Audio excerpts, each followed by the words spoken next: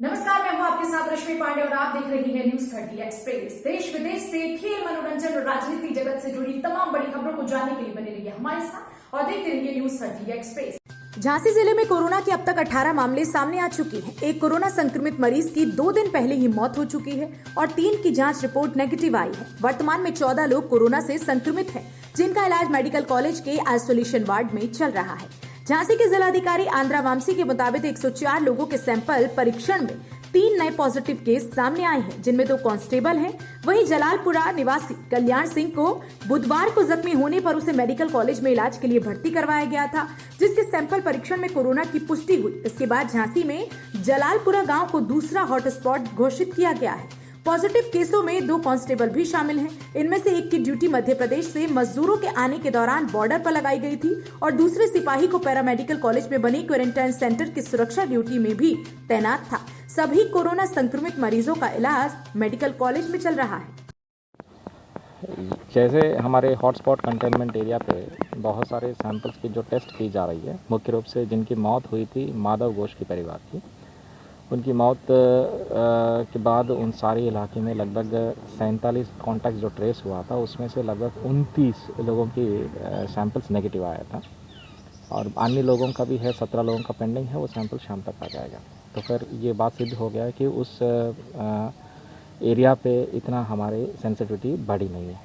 दूसरी बात ये भी है कि हॉटस्पॉट में जो पहला पेशेंट है, उस पेशेंट की जो बेटा है और उस पेशेंट के संबंधित जो पति के बड़े भाई है, वो दोनों भी आज नेगेटिव पाए गए थे। इससे हमारे जो पेशेंट्स जो क्योर हो गए थे उसकी संख्या 3 हो गई थी लगभग जनपद में।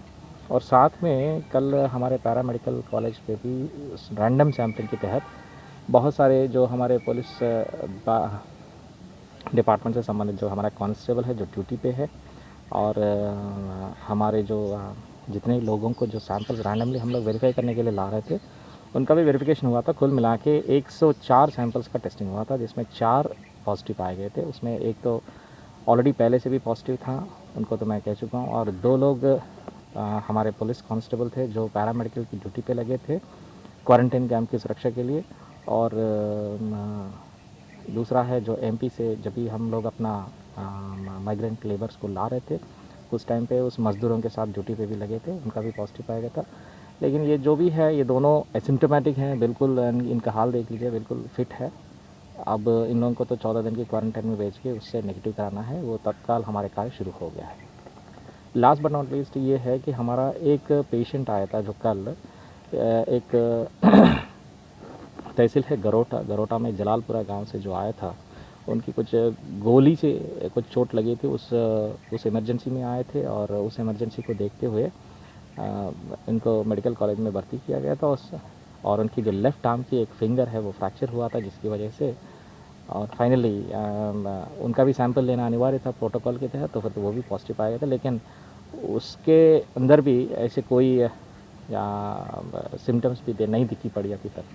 तो जितने यहाँ पे जो स्ट्रेन जो निकल के आ रहा है या पेशेंट जो निकल के आ रहा है या पॉजिटिव, जैसे पेशेंट भी नहीं है, पॉजिटिव जो निकल के आ रहा है, वो सब लोग एसिम्टोमेटिक है।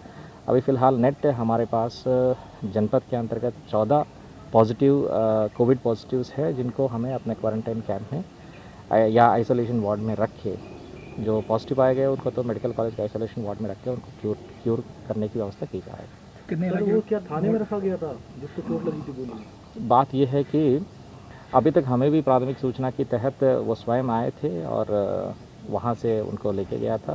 उस पुलिस विभाग की जो जांच हो रही है, जांच होने के बाद हम आपको प्रस्तुत करेंगे। कितने इलाके हॉटस्पॉट है? अब तो डिक्लेयर्ड हॉटस्पॉट हो गया था लगभग 2।